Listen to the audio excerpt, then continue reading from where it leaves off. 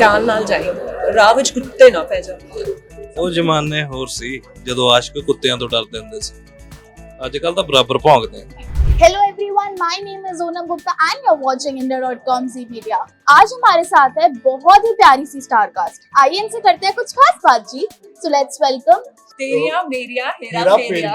Okay, so you know ये बहुत ही अलग सा कॉन्सेप्ट है और मैंने जब इसका ट्रेलर देखा तो मुझे एक सीरियस कॉन्सेप्ट भी लगा, बट इसके बीच में ये देखा कि जट वर्सेस बनियों के बीच में कुछ हेरा फेरिया चल रही है, तो वो क्या है आप बताइए। बेसिकली क्या है कि पंजाब में ना जट और बनिया दोनों ऐसे भाई हैं जो एक दूसरे को प्यार भी बड़ा करते हैं, लेकिन एक दूसरे से छोटी छोटी बात पे ना करते हैं। तो वो एक तरह का स्टीरियोटाइप है, टैबू है।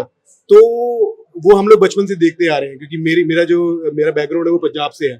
तो वो छोटी छोटी चीजें हमें हमेशा से दिखती रही है कि यार ये कुछ चोल मोल चलता रहता है इन दोनों के बीच में। ऊपर से जो हमारी फिल्म में जसविंदर भल्ला जी हैं, उनको इस बारे में बड़ी नॉलेज है। तो जब मैं ये स्क्रिप्ट लेकर गया था तो उन्होंने मेरी बड़ी हेल्प की इस चीज में, इन डेप्थ बताने में कि कैसे इन दोनों में डिफरेंसेस है। जैसे कि आपने देखा जो जट है वो बड़े लाउड होते हैं, खुले मन के होते हैं, बड़े वेलकमिंग होते हैं, उनको मतलब इतना ज्यादा वो नहीं होता कि सोफिस्टिकेटेड से रहना। जो बानी है वो बड़े सटल से, बड़े तरीके से रहते हैं, ज्यादा पैसे नहीं खर्चते।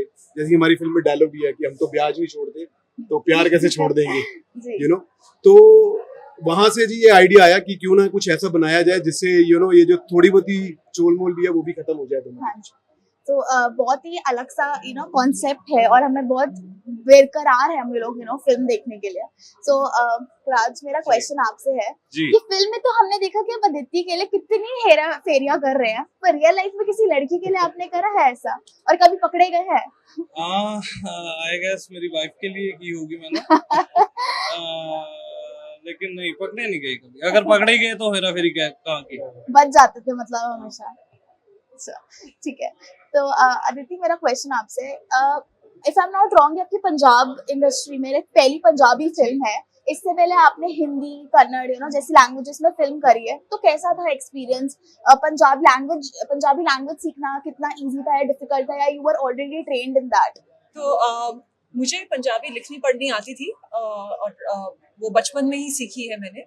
लेकिन जो एक्चुअल एक्सेंट और जो प्रॉपर पंजाबी है वो बहुत अलग लेवल की है। तो मुझे रिकी ने ट्रेनिंग के लिए भेजा था। मतलब थैंक्स टू अदिति ने स्पेशली ट्रेनिंग ली थी 3 वीक की, और वहाँ पर पंजाबी टीचर था और उसके साथ ही काम करते थे फिल्म शूट होने से पहले।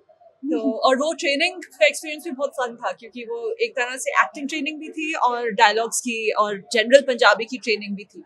और मेरे लिए वो एक तरह से मेरी मम्मी की साइड की रूट से वापस जुड़ने जैसा था। तो वो काफ़ी सही था। आई थिंक हर रीजन के इंडस्ट्री की, इंडिया में इतने सारी रीजनल मूवीज होती हैं, हर इंडस्ट्री का एक अलग टेक्निकल नुआंस होता है। पंजाबी का बहुत ही क्रिएटिव, जैसे ऑफ सेट ऑन सेट आपको पता नहीं चलेगा कि कब आप कैमरा रोलिंग है कब नहीं है। मतलब वो बहुत मर्ज होता है, बहुत फ्री फ्लोइंग क्रिएटिविटी रहती है।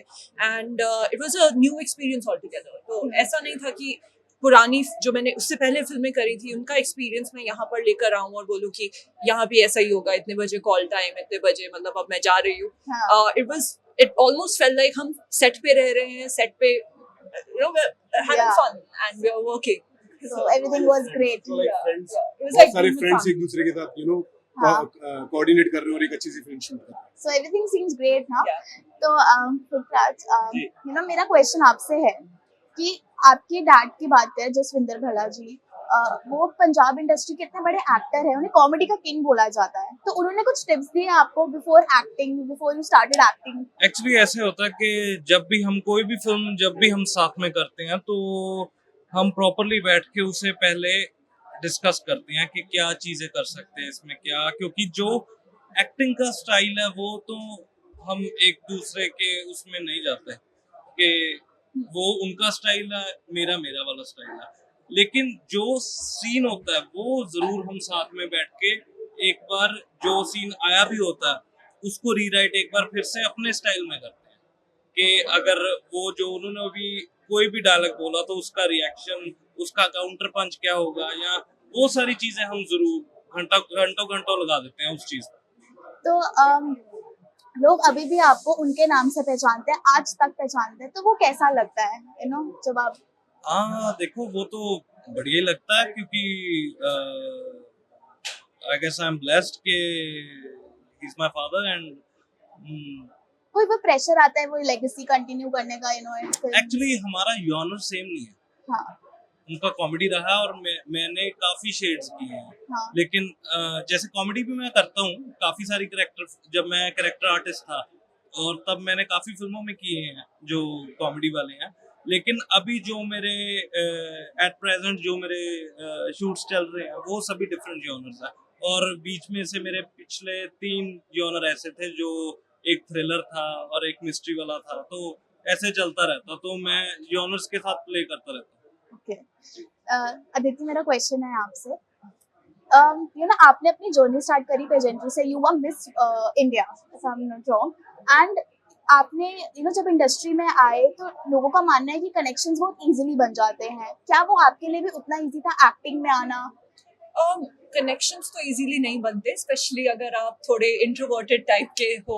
So you are introvert? I would say relatively, अगर मतलब चॉइस है सैटरडे पार्टी करना है या घर पे बैठना है, तो मैं थोड़ा घर पे बैठने वाली category. I can relate to it, don't worry. लेकिन ये फर्क है कि अगर आप मिस इंडिया जीतते हैं तो मतलब स्ट्रगल तो बहुत तरह के हैं, लेकिन एक जो फर्स्ट लेवल होता है कि ऑडिशन कहाँ देते हैं, कैसे देते हैं, वो थोड़ा ऑलरेडी स्ट्रक्चर हो जाता है। वरना कई लड़कियां जब नहीं आती हैं इंडस्ट्री में, अपना नाम करना चाहती हैं, एजेंसीज के साथ साइन करने में भी उनको कई साल लग जाते हैं। तो वो जो फर्स्ट बैरियर है कि आपको एटलीस्ट एक मॉडलिंग एजेंसी साइन कर कर आपको कास्टिंग जो टीम्स होती हैं उनकी तरफ भेज देंगी, वो वाला प्रोसेस आसान हो जाता है। लेकिन उसके बाद तो जैसे मेरी फैमिली से कोई भी इंडस्ट्री में नहीं है, तो कई बार तो पता नहीं चलता कि ये प्रोजेक्ट वर्सेस वो मतलब एक होता है ना, गाइडेंस की थोड़ी सी कमी महसूस होती है। लेकिन वहाँ दोस्त काम आते हैं। जैसे सेट पे रिकी और पुखराज से मेरी दोस्ती हुई, तो उसके बाद भी जैसे कभी कभी मैं बस फोन पे ऐसे मैसेज करके पूछ लेती थी कैजुअली कि क्या ये प्रोजेक्ट अच्छा होगा, या तो धीरे धीरे काम करते करते वो नेटवर्क बिल्ड हो ही जाता है। हाँ, so अब अपने आप को इंडस्ट्री में अब आप क्या अपॉर्चुनिटीज का वेट कर रहे हैं, कैसे रोल्स और करना चाहते हैं? आई थिंक मैंने लाइफ को कभी फोर्स नहीं करा है, जहाँ रास्ता लेके जाता है वहां पर मैं चलती रहती हूँ। कई बार उसमें मैं लकी हो जाती हूँ कि रिकी जैसे लोग मुझे काम दे देते हैं और मुझे पता भी नहीं चलता कि कहाँ से आया ये अपॉर्चुनिटी, और टच वुड अच्छा निकलता है जब काम पूरा हो जाता है। Cause just you know seeing you, आप इतना बढ़िया काम कर रहे हैं आप तीनों वही। So before wrapping up, एक डायलॉग अपनी फिल्म का दोनों मिलकर है ना, एक हमारे व्यूअर्स के लिए, चलिए बता दीजिए। हाँ, मेरी ना एक रीत सी कि जेड़ा भी मेरा घर वाला होगा वो पग बन के आए। ये तो बात एक और सी नहीं, वो वाला तो नहीं करेगा। नहीं, वो क्यों आपका ना ध्यान ना जाए। हाँ, ध्यान नाल जाए, ਰਾਹ ਵਿੱਚ ਕੁੱਤੇ ਨਾ ਪੈ ਜਾਣ।